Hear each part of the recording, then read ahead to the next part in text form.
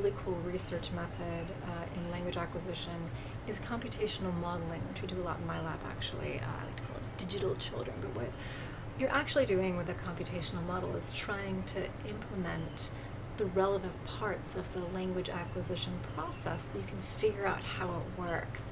And in the slides that I'm not going to go through in a lot of detail, there's an example with speech segmentation, which you can look at if you like on your own time. But with speech segmentation, the idea is you get a fluent stream of speech, which we might represent like this, and the goal is to break this up into units that we as adults would recognize, say, as words like what, pretty kitty. But of course what you're hearing is what a pretty kitty, right? Just a complete, unbroken, unpaused sequence, right?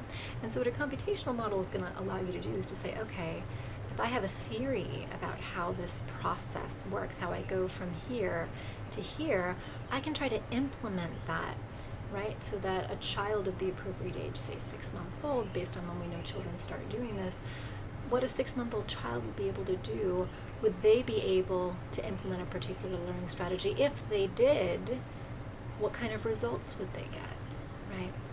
And so, for example, there's a lot of different steps involved. This is just sort of a collage of the different pieces, and this is in fact step 9, again, because I skipped sort of the details, which you're welcome to look at in the lecture notes. But the thing is, you implement this model, which is supposed to capture what a strategy could be, what the process could look like to accomplish this task for a child of the appropriate age.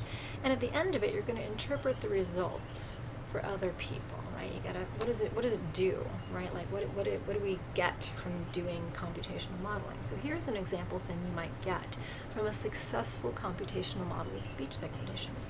Hey, this model child has the same developing knowledge as we think 8-month-olds do. That means the strategy that we implemented with this computational model could be what the 8-month-olds are using to accomplish this task, because it matches what we think an 8-month-old knowledge is.